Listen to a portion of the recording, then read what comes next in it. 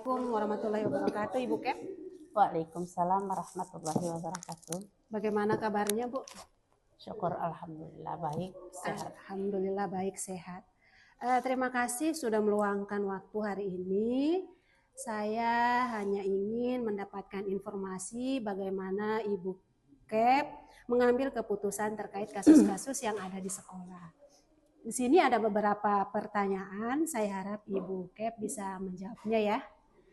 Yang pertama, selama ini bagaimana Ibu dapat mengidentifikasi kasus-kasus yang merupakan dilema etika atau bujukan moral? Cara saya barangkali dengan cara menelusuri, kemudian mempelajari kasus itu. Setelah kita pelajari, kita simpulkan. Nah, dari kesimpulan itu kita bisa mengambil satu dasar atau satu bahan acuan untuk pengambilan keputusan. Iya, Bu. Jadi ketika Ibu mengambil keputusan dimulai dulu dari menelusurinya, kemudian mempelajari kasusnya, mencari kesimpulan sampai di penarikan keputusan. Nah, selama ini bagaimana Ibu menjalankan pengambilan keputusan di sekolah, terutama untuk kasus-kasus di mana ada dua kepentingan yang sama-sama benar atau sama-sama mengandung nilai kebajikan? Sebelum mengambil keputusan atau mengambil kebijakan, terlebih dahulu saya menyelidiki dulu latar belakang permasalahan. Kemudian kita mengumpulkan fakta yang terlibat, siapa yang terlibat. Kemudian setelah itu barulah kita menganalisis sehingga kebijakan itu bisa kita ambil. Nah, sebagai contoh di pernah terjadi di kelas 5 yang barusan semester 2, ada salah satu siswa ini tidak naik. Nah, dideteksi oleh guru kelasnya tidak naik. Namun bagaimana dengan saya? Mau kasih tidak naik, bagaimana juga, kasihan kan. Jadi saya lihat dulu latar belakangnya si siswa ini bagaimana, kemudian kita lihat nilainya, apakah dia memasukkan tugas atau bagaimana kehadirannya. Setelah tapi kita lihat datanya masih bisa, anak ini bisa dinaikkan walaupun itu dengan terpaksa. Begitu. Berarti kita lihat latar belakang dulu ya, karakteristik dari siswa itu untuk mengambil keputusan. Kemudian langkah-langkah atau prosedur seperti apa yang biasa Ibu lakukan selama ini dalam mengambil keputusan? Kira-kira dengan mengambil atau menentukan penyebabnya dulu, menentukan penyebab kasus itu sendiri. Kemudian menentukan siapa yang terlibat juga.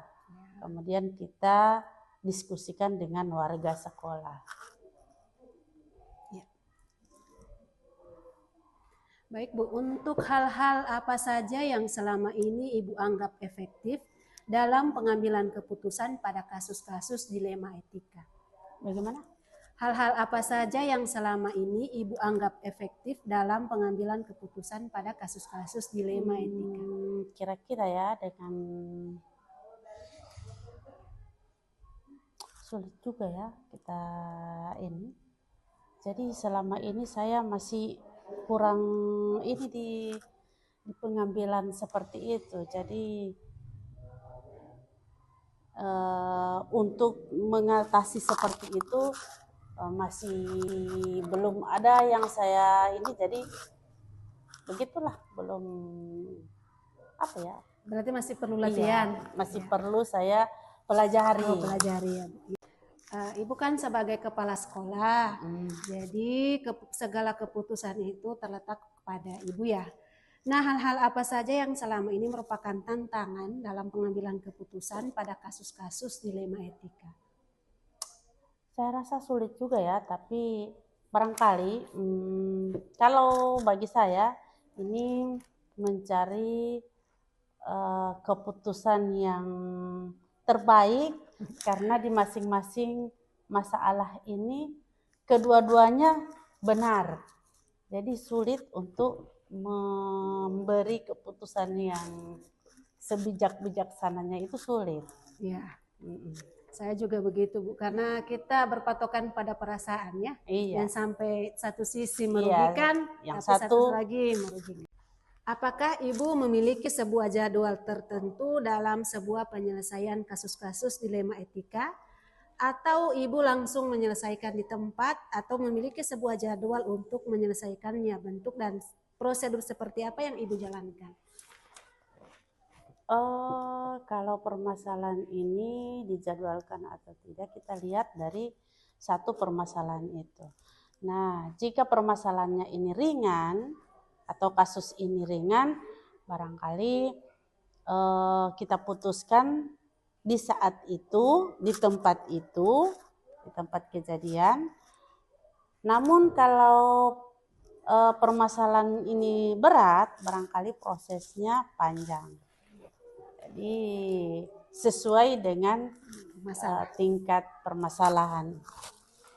Nah, adakah seseorang atau faktor-faktor apa yang selama ini mempermudah atau membantu Ibu dalam pengambilan keputusan kasus-kasus dilema etika? Ada, seperti saya selalu melibatkan warga sekolah, kemudian stakeholder barangkali, dan juga saya biasanya melibatkan wali murid, kemudian tokoh-tokoh yang terkait dalam permasalahan itu sendiri. Nah, dari semua hal yang telah Ibu sampaikan, pembelajaran apa yang dapat Ibu petik dari pengalaman Ibu mengambil keputusan dilema etika? Banyak sekali yang bisa dipetik. Salah satunya saya sebagai pimpinan pribadi, ke depannya saya ingin lebih bijaksana dari yang kemarin. Kalau kemarin kan saya belum lebih mengetahui bagaimana ini kasus ini yang termasuk di kasus dilema atau di moral bujuk ini atau bujuk moral ini seperti apa. Jadi karena saya sudah ini untuk kedepannya insya Allah saya lebih bijaksana dalam mengambil satu keputusan. Baik Bu, itulah beberapa pertanyaan yang saya sampaikan terkait bagaimana Ibu mengambil sebuah kesimpulan terkait kasus dilema etika yang ada di sekolah.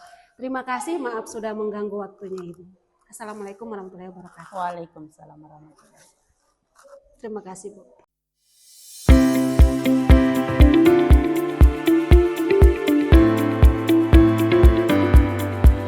Assalamualaikum warahmatullahi wabarakatuh Bu. Waalaikumsalam warahmatullahi wabarakatuh. Bagaimana kabarnya Bu? Alhamdulillah baik-baik ya Bu. Alhamdulillah. Terima kasih sudah meluangkan waktu hari ini, memberikan kesempatan kepada saya untuk mewawancarai Ibu terkait bagaimana pengambilan keputusan di sekolah mengenai kasus dilema etika. Ini ada beberapa pertanyaan, sekiranya Ibu bisa menjawab, ya. Mohon kesediaannya ya Bu. Yang pertama, selama ini bagaimana Ibu dapat mengidentifikasi kasus-kasus yang merupakan dilema etika atau bujukan moral? Kalau di situ mengenai etika, mungkin karena di sini ada munculnya masalah yang menawarkan dan kemungkinan di mana keduanya ini sama-sama sulit. Dilema dimaknai sebagai situasi sulit yang mengharuskan orang menentukan pilihan antara dua kemungkinan. Ada pilihan di antara dua kemungkinan ya Bu. Kemudian selama ini bagaimana Ibu menjalankan pengambilan keputusan di sekolah, terutama untuk kasus-kasus di mana ada dua kepentingan yang sama-sama benar atau sama-sama mengandung nilai-nilai kebajikan. Kalau kasus di mana ada dua kepentingan ini sama-sama benar atau sama-sama mengandung nilai kebijakan, itu harus melalui kesepakatan bersama untuk mencari kasus-kasus seperti dalam dilema etika ini, karena kita melihat etika masing-masing guru maupun siswa. Kemudian yang ketiga, langkah-langkah atau prosedur seperti apa yang biasa Ibu lakukan selama ini? Langkah pertama itu harus melalui pertemuan antara guru, orang tua, dan siswa. Kemudian yang kedua ada penyampaian supaya bisa dipahami oleh orang tua maupun guru. Ya, berarti melibatkan guru Ya, dengan melibatkan guru ya, orang karena tua. ini berbicara kasus, Bu. Ya, berbicara kasus. Kemudian hal-hal apa saja yang selama ini Ibu anggap efektif dalam pengambilan keputusan pada kasus-kasus dilema etika? Karena namanya dilema etika, dilema etika ini kan kita ada masalah-masalah yang sulit kita hadapi. Kita harus ada konfirmasi dulu dengan teman-teman yang ada di sekolah, karena semua ini namanya dilema kasus, yang apalagi ada dua pilihan, yang salah maupun yang benar. Jadi harus kita ketahui, harus kita mengetahui mana yang salah, mana yang benar. Terus hal-hal apa saja yang selama ini merupakan tantangan dalam pengambilan keputusan pada kasus-kasus dilema etika? Nah, ini yang hal-hal yang merupakan tantangan ini, salah satunya pada saat siswa menghadapi atau guru menghadapi masalah. Yang kedua, kita harus menentukan pilihan mana yang baik dan mana yang tidak baik, mana yang benar dan mana yang salah, yang itu yang kita hadapi. Berarti tergantung apa ya kasusnya ya Bu? Ya, tergantung kasusnya itu. Kemudian yang keenam, apakah Ibu memiliki sebuah jadwal tertentu dalam sebuah penyelesaian kasus-kasus dilema etika? Ataukah bisa langsung diselesaikan di tempat atau memiliki sebuah jadwal untuk menyelesaikannya? Kira-kira bagaimana? Oh, itu tentu juga pasti ada dibuat jadwalnya, dan kalau masalahnya ringan mungkin diselesaikan hari itu juga, tapi kalau ada masalah yang sangat rumit mungkin akan memberikan jadwal yang lebih panjang lagi. Berarti tergantung kasusnya ya, Bu? tergantung kasusnya semua. Kemudian yang ketujuh, adakah seseorang atau faktor apa yang selama ini mempermudah atau membantu Ibu dalam pengambilan keputusan kasus-kasus dilema etika? Faktornya tentu membantu kita di antara masing-masing guru itu bisa membantu kita untuk mencari faktor yang lebih mudah dalam mengambil keputusan pada kasus dilema etika ini. Karena ini berbicara etika, Bu. Etika ini kita mencari mana yang etika yang lebih kita ikuti dan mana etika yang tidak bisa kita ikuti. Karena sesuai kasus yang kita hadapi sekarang ini. Nah, dari semua hal yang telah Ibu sampaikan, kira-kira pembelajaran apa yang Ibu dapat petik dari pengalaman selama ini dalam mengambil keputusan?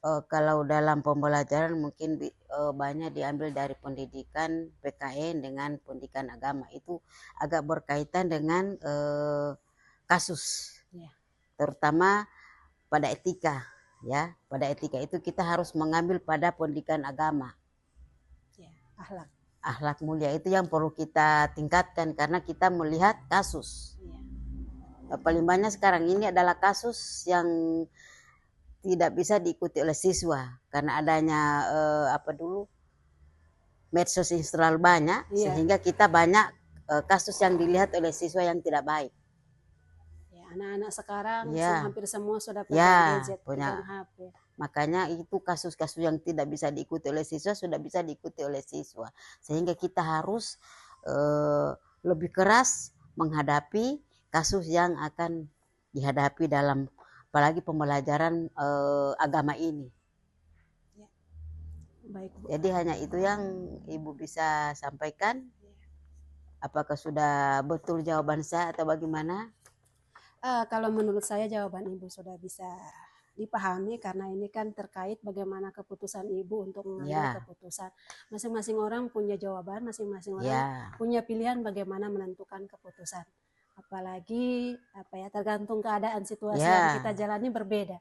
Antara sekolah saya dengan sekolah ibu beda kondisinya, beda karakteristiknya. Kalau mungkin di sekolah saya ini untuk kasusnya kasus dilema ini, etika ini masih ada juga yang dikatakan dilema etika ini karena etika ini di mana-mana tempat tetap etikanya belum ada yang baik. Iya. Ya, baik Bu, itulah pertanyaan terkait bagaimana pengambilan keputusan. Terima kasih sudah memberikan jawaban, sudah menerima Ibu, saya sama-sama. Hari ini. Semoga kedepannya kita sama-sama sukses, ya, alhamdulillah. Sama-sama bisa mengambil keputusan yang terbaik. Insya Allah.